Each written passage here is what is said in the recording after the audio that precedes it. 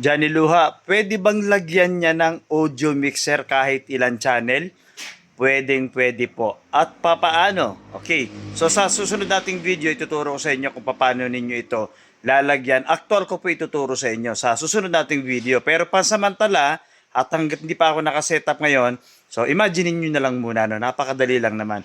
Kahit ano pong audio mixer, meron po yung output. Pwedeng XLR, pwedeng 3.5 jack, pwedeng PL jack.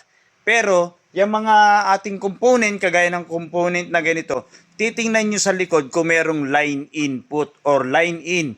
Kulay pula at puti, yun yung tinatawag natin na left and right audio. Johnny Luha, wala eh. Paano ba yan? Adi tingnan nyo kung merong auxiliary. AUX or auxiliary or aux AUX lagyan ninyo. Then yung 3.5 doon, isalpak nyo yung 3.5 na 3.5 jack.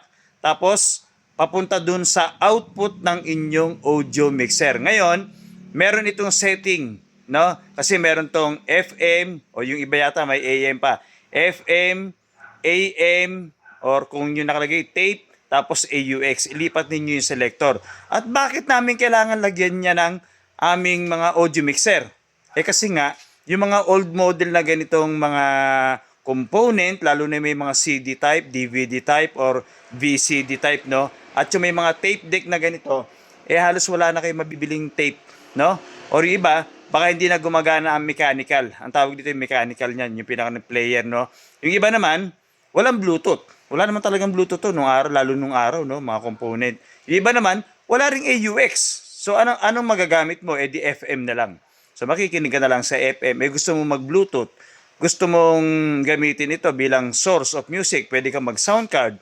Gusto mong makinig ng mga YT o YouTube, di ba? Pwede kang makinig or makinig ka ng kung ano-anong source of music na pwede mong ilagay. Pwede mong maglagay ng video player. Wala nga ni. So, dapat sa audio mixer, dun lahat dadaan. Kaya lalagyan mo to ng audio mixer. Kasi nga ito, wala nang tape eh.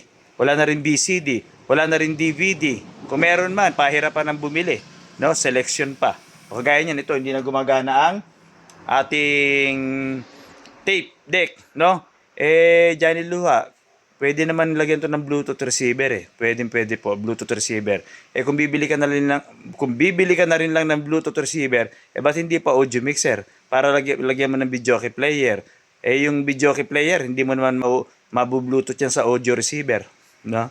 So, pwede kayong bumili niyan. Okay? Sa kahit ilang channel, pwede yan. O yung actual, kailan yan? Sa mga susunod nating araw. No, wag ngayon kasi kararating ko lang galing ako sa malayong lugar.